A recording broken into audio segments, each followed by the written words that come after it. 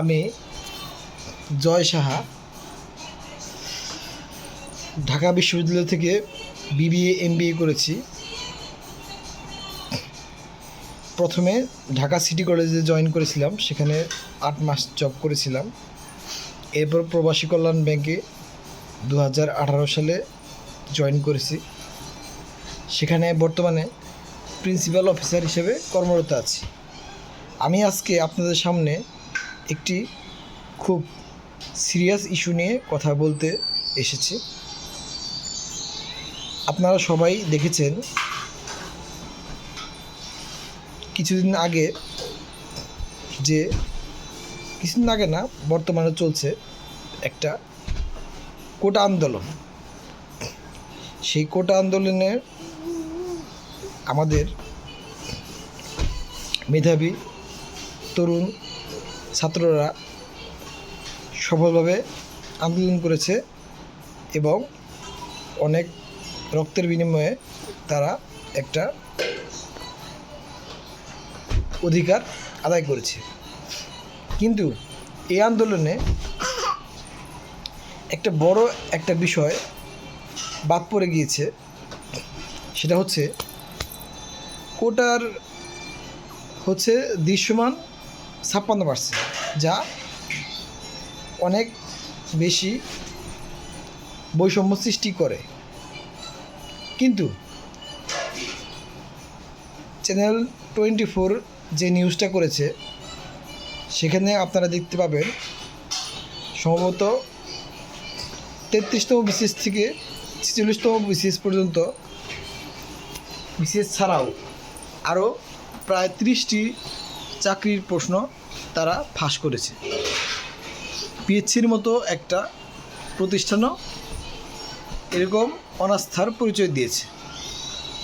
এখন কথা হচ্ছে, আপনারা মুক্তিযুদ্ধের কোটা বা অন্যান্য বৈষম্যমূলক কোটা, যেগুলো পার্সেন্টেজ হাই ছিল, যেটার জন্য আন্দোলন করেছেন, কিন্তু সবচেয়ে বড় একটা বিষয় যে চোর কোটা, প্রতারক কোটা, এই কোটায় যে প্রায় অনেক পার্সেন্টেজ জব পেতে পারে, মেধাবীরা বঞ্চিত হতে পারে। এটা কিন্তু যতই আমাদের সরকার 93% মেধার কোটায় বলুক না কেন, প্রশ্ন ফাঁস বা জালিয়াতি এগুলো যদি হয়, তাহলেও কিন্তু বাস্তবে প্রকৃত মেধাবীরা বঞ্চিতই থেকে যাবে। তো এই বিষয়ে আপনাদের সকলেরই আমি চাই যে সকলেই আপনারা এই বিষয়টি নিয়ে এগিয়ে আসুন, এর বিরুদ্ধে রুখে দাঁড়ান। বর্তমানে একটা কথা প্রচলিত হচ্ছে 46তম বিসিএস বাতিল, কারণ এটা পিডি হয়েছে। সবার যুক্তি কি পিডি হয়েছে, এটার অন্যগুলা হয়নি। পিএইচসিও হয়তো চেষ্টা করবে যে 46তম বাতিল করে তাদের প্রশ্ন তারা একটা বাতিল করে কিছু লোকের ক্ষতি করে তারা একটা বড় প্রশ্নের হাত থেকে বেঁচে যাবে। অনেকগুলো বিসিএসের প্রশ্নের কীভাবে বাতিল হলো, কারা জড়িত, এসব প্রশ্ন অ্যান্সার তাদের দেয়া লাগবে না, সেখান থেকে তারা নিষ্কৃতি পেতে পারে। কিন্তু এটা কি আসলে প্রকৃত মূল্যায়ন হবে? আসলে যেসব বিসিএসের প্রশ্ন ফাঁস হয়েছে, প্রিলি তো বুথে দিয়েছে, রিটেন তো আর বুথে দেওয়া পসিবল না। এটা তো কে কয়জন প্রশ্ন পেয়েছে আমরা কেউ জানি না। যদি বাতিল হয়, অবশ্যই যেসব বিসিএসগুলো এরকম প্রশ্ন ফাঁস হয়েছে সবগুলোই বাতিল ধাপে ধাপে হতে হবে এবং দ্রুত সময়ে পরীক্ষা নেওয়ার ব্যবস্থা করতে হবে, যেন ছাত্ররা ক্ষতিগ্রস্ত না হয়। কিন্তু শুধু একটা বিসিএসকে বলির পাঠা করে যে